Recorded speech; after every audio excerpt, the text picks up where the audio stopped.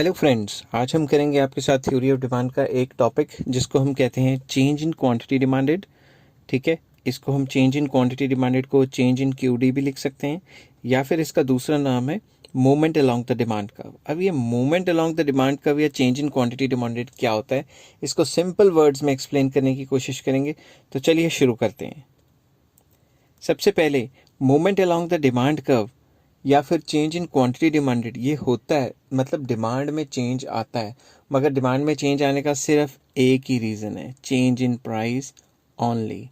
अगर concerned commodity का price change होता है और उसकी वजह से डिमांड में कोई भी चेंज आता है तो उस चीज़ को हम चेंज इन क्वांटिटी डिमांडेड कहते हैं, या फिर movement along the demand curve कहते हैं। इसको सिंपल इंग्लिश में मैंने लिखा हुआ है कि movement along the demand curve occurs due to change in the price of the concerned good only, other things remain same.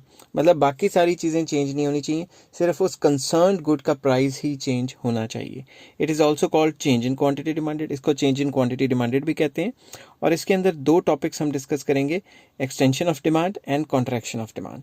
तो चलिए अब आगे चलते हैं और देखते हैं ये extension of demand and contraction of demand क्या होता है। तो सबसे पहले मैंने हेडिंग बनाई है एक्सटेंशन ऑफ डिमांड।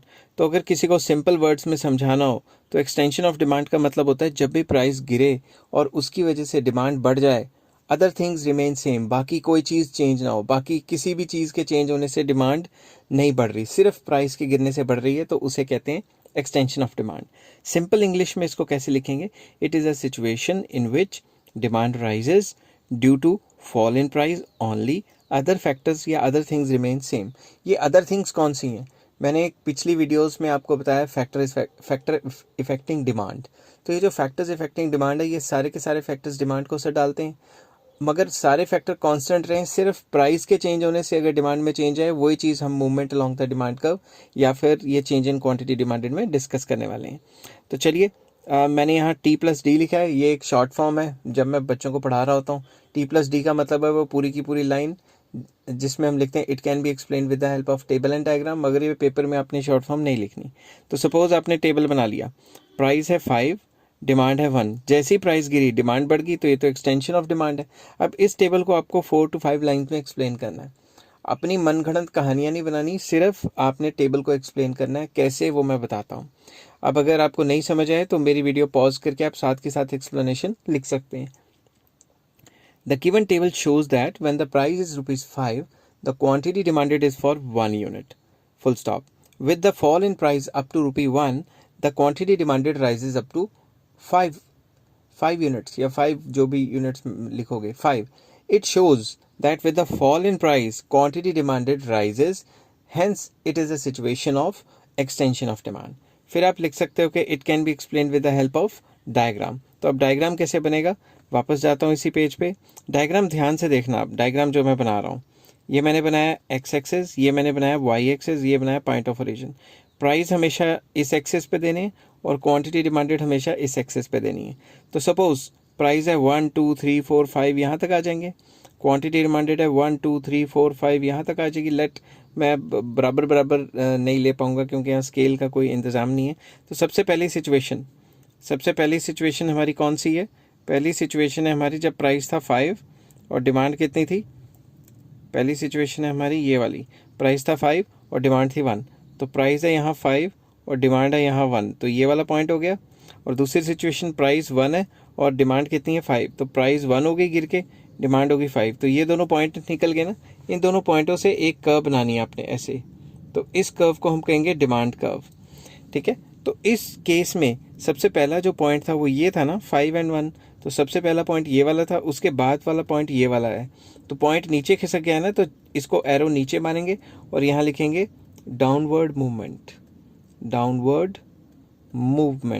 तो जब भी डाउनवर्ड मूवमेंट होती है तो बेसिकली डिमांड में एक्सटेंशन होती है। तो इसमें हुआ क्या, प्राइस गिरा, डिमांड बढ़ गई।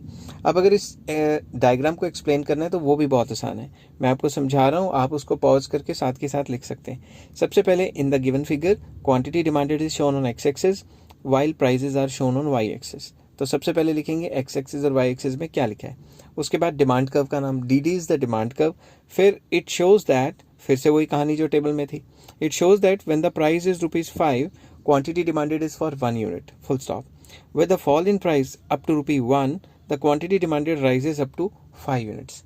It shows extension of demand. समझ आ गई बात? तो बहुत छोटा सा है, कोई ज़्यादा इसमें दिक्कत नहीं है. चलिए नेक्स्ट पार्ट पे चलते हैं. नेक्स्ट है कॉन्ट्रैक्शन ऑफ डिमांड.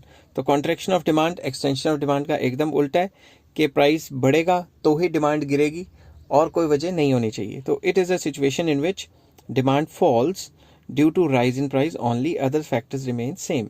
फिर वही it can be explain with the help of table and diagram. Table बनाया, बस वो उल्टा कर दिया. तो इस टेबल को एक्सप्लेन करता हूँ. When the price is rupee 1, quantity demanded is for 5 units. With the rise in price up to rupees 5, demand falls up to 1 unit.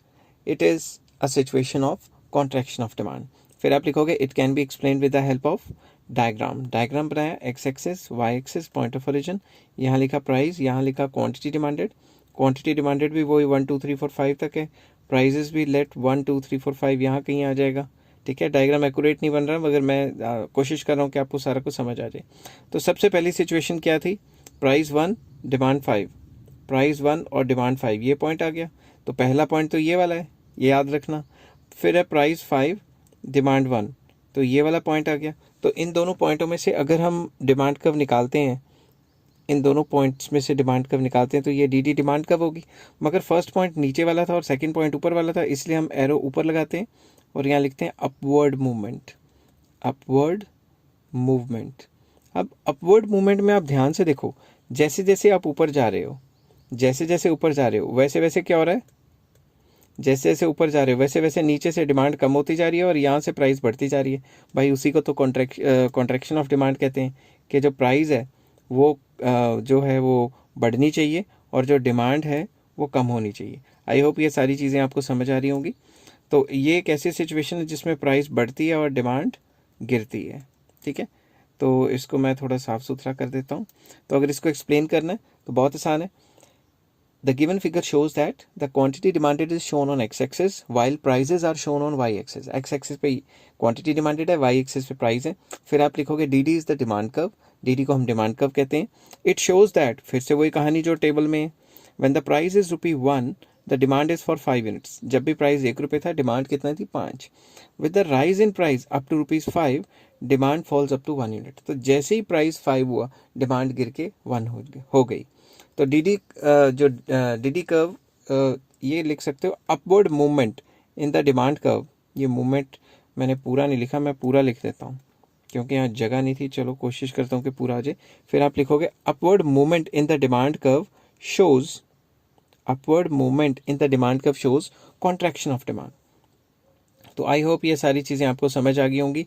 और अगर आपको समझ आ रही हैं तो please like, share and subscribe. Take care. Have a nice day.